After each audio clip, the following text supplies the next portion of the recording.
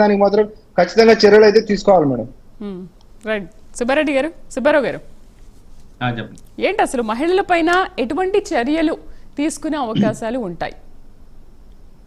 ఇప్పుడు ఒకటి మేడం గారు, ఇందాక నేను చెప్పినట్టుగా భారత రాజ్యాంగం ఆర్టికల్ 14లో చాలా స్పష్టంగా లింగభేదం కానీ కుల వివక్షత కానీ ఏమి ఉండదు. చట్టం ముందు అందరూ సమానులే. కాబట్టి మహిళలు చేసినా పురుషులు చేసినా చట్ట ప్రకారంగా ఎవరు నేరానికి పాల్పడినా చట్టం తన పని తాను చేసుకుపోద్ది. వాళ్ళేం మినహాయింపులే కాదు.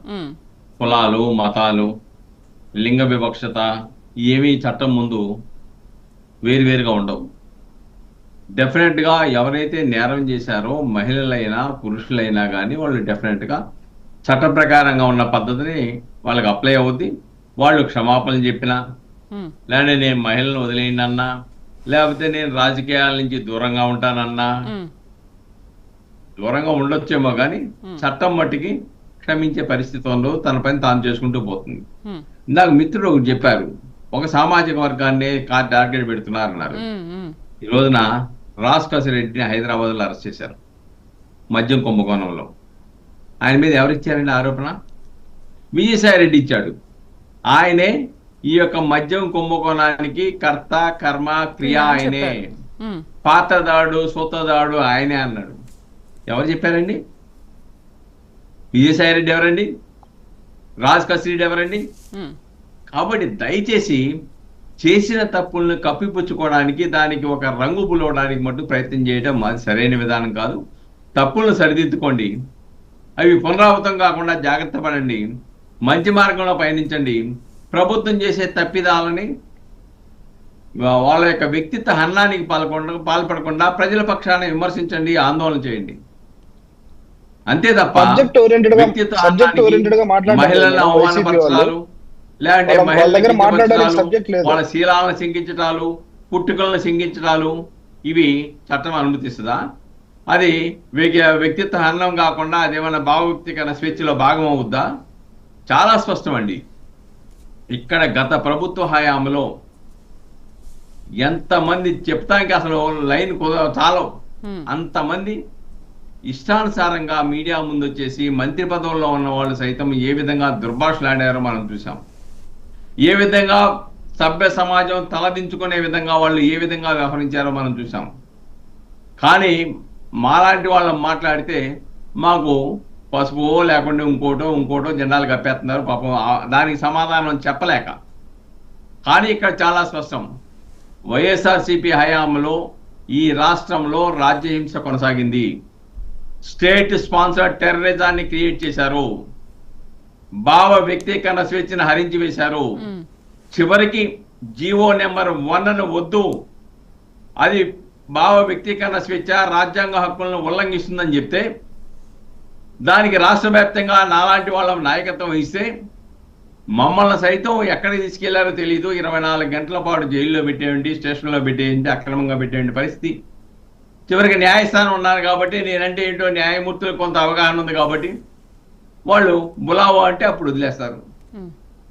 భావ వ్యక్తీకరణ స్వేచ్ఛ గురించి లేకుంటే హక్కుల గురించి ఇప్పుడు మాట్లాడటం అంటే దెయ్యాలు వేదాలు వల్లించిన సామెతలాగా ఉంటుంది తప్ప అంతకుమించి ఏమీ కాదు. ఈ ప్రభుత్వం వచ్చిన తర్వాత నేను ఒకటైతే ఈ ప్రభుత్వాన్ని, కూటమి ప్రభుత్వాన్ని అభినందించదలుచుకున్నాను. ఎక్కడా కూడా మానవ హక్కుల ఉల్లంఘన లేదు. మీ ప్లేయర్లు కావాలంటే తీసుకెళ్ళమంటున్నారు, వైద్యం కావాలంటే చేసుకోమంటున్నారు, భోజనం చేస్తామంటే చేసుకోమంటున్నారు. రఘురామకృష్ణరాజు లాగా ఎంపీని సైతం 3rd డిగ్రీ మీద ఉపయోగించారా? ఏ కేసులో నిన్ను అరెస్ట్ చేస్తున్నారో నోటీస్ ఇచ్చి చెప్పారు కదా. గత ప్రభుత్వంలో చంద్రబాబు నాయుడిని అరెస్ట్ చేసినప్పుడు ఎందుకు అరెస్ట్ చేస్తున్నామంటే మీకు రిమాండ్ రిపోర్ట్లో చెప్తాము చూసుకోండి అన్నారు. ప్లేడర్లు అక్కడికి వెళ్ళి అడిగితే మీకు చట్టాలు తెలియవని ప్లేడర్లు అవహేళన చేశారు. ఇవన్నీ గుర్తులేవా? ఏమన్నాడు ఆనాడు డీజీపీ, ఆనాడు పాలకులు ఏమన్నారు? ఎవరినన్నా విమర్శిస్తే వాళ్ళకి అభిమానం పెరిగి బీపీ పెరిగి దాడులు చేస్తారన్నారు. వాళ్ళు దాడి చేస్తే కూడా సమర్థించే పరిస్థితి ఉంది మేడం. ఆ విధంగా సమర్థించారు అంటే చట్టాన్ని చేతిలో తీసుకుంటారా ఎవరైనా? ఇంకా చట్టాలను చేతిలో తీసుకుంటే పోలీసు వ్యవస్థ ఎందుకు, న్యాయ వ్యవస్థ ఎందుకు, ఈ వ్యవస్థలన్నీ ఎందుకు? నన్ను తిట్టాడు కాబట్టి నేను కొడతాను, నన్ను తిట్టాడు కాబట్టి నేను చంపుతాను, నేను తిట్టాడు కాబట్టి నేను దాడి చేస్తానంటే చట్టాన్ని చేతిలో తీసుకుంటే రాజ్యాంగం మీద ప్రమాణం చేసిన వ్యక్తులు అలా మాట్లాడుతూ ఉంటే రాజ్యాంగం మీద మంత్రులు కానీ ఏం ప్రమాణం చేస్తారు? రాగద్వేషాలకు అతీతంగా రాజ్యాంగానికి లోబడి నేను పనిచేస్తానని ప్రమాణం చేస్తారు. కానీ రాజ్యాంగానికి విరుద్ధంగా చట్టాన్ని మీరు చేతిలో తీసుకుంటే అది సరైందే అని చెప్పే పరిస్థితికి వెళ్ళిపోతే వీళ్ళు పాలకులుగా ఏ విధంగా కొనసాగే నైతిక హక్కు ఉంటుంది? ఆలోచించాలి కదా. కాబట్టి ఇక్కడ ఒకటి, రాజకీయం అంటే విమర్శలు సద్విమర్శలు ఉండాలి. ప్రజల యొక్క బాధల్ని గాథల్ని ప్రభుత్వం దృష్టికి తీసుకెళ్లే విధంగా ఉండాలి తప్ప పాలకుల యొక్క కుటుంబ సభ్యులనో లేకపోతే పాలకులనో అసభ్యకరమైన పదజాలాలు ఉపయోగించేసి సభ్య సమాజం తలదించుకునే విధంగా వ్యవహరించడం అనేది అది సరైన విధానం కాదు, అది రాజకీయ సంస్కృతి కాదు. గతంలో ఏదైనా ఉంటే స్పష్టంగా చెప్పేవాళ్ళు, ఇదిగో ఈ సమస్య, ఈ లోపం జరిగిందని చెప్పేసి. ఎస్, ఇప్పుడు అరెస్ట్ చేసేవన్నీ కూడా స్పష్టంగా చెప్తున్నారు కదా. ఎఫ్ఐఆర్లు ఇస్తున్నారు, రిమాండ్ రిపోర్ట్ ఇస్తున్నారు, ఏ కేసులు అరెస్ట్ ఇస్తున్నారు. శ్రీరెడ్డిని తీసుకెళ్లిపోయి ఏమని చెప్పారు? 41A నోటీస్ ఇచ్చారు. ఏమని ఇచ్చారు? 7 సంవత్సరాల లోపు శిక్ష పడే నేరాలు కాబట్టి అర్నేష్ కుమార్ అనేవి సుప్రీంకోర్టు జడ్జిమెంట్ ప్రకారం అరెస్ట్ చేయడానికి లేదు కాబట్టి 41A నోటీస్ ఇస్తున్నాము, మళ్ళా కావాలంటే మిమ్మల్ని విచారిస్తామని పంపించారు. అరెస్ట్ చేసి లోపల పడేయలేదు కదా. అంటే చట్టాన్ని ఫాలో అవుతున్నారా లేదా అని చెప్పడానికి ఎగ్జాంపుల్ గా మాత్రమే నేను చెప్పాను మేడం గారు. కాబట్టి ఇక్కడ ఒకటి, ఏ ప్రభుత్వాలు వచ్చినా చట్టానికి లోబడి రాజ్యాంగానికి లోబడి భావ వ్యక్తీకరణ స్వేచ్ఛను పరిరక్షిస్తూ ప్రజాస్వామ్యయుతంగా పనిచేయాలి. నియంతృత్వం ద్వారా హక్కులు ఉల్లంఘిస్తూ నోరెత్తితే లోపలేస్తామని చెప్పేసి పరిస్థితులు ఉత్పన్నమైతే అది ప్రజాస్వామిక వ్యవస్థ అవ్వదు, అది ఒక నియంత్ర వ్యవస్థ అవుద్ది తప్ప ఇంకోటి కాదు. కాబట్టి ఇక్కడ మనం చూడాల్సింది, ఎవరైతే అదుపు లేకుండా అధికార అహంతో ఎవరైతే నోటికి వచ్చినట్లుగా అసభ్యక పదజాలాలు వాడారో, ఎవరైతే వ్యక్తిత్వ హననానికి పాల్పడ్డారో, ఎవరైతే మిగిలిన కుటుంబ సభ్యులకు బాధ కలిగే విధంగా వెదకు చెందే విధంగా వ్యవహరించారో వాళ్ళ చట్ట ప్రకారం చర్య తీసుకోవడం తప్పే ఉంది.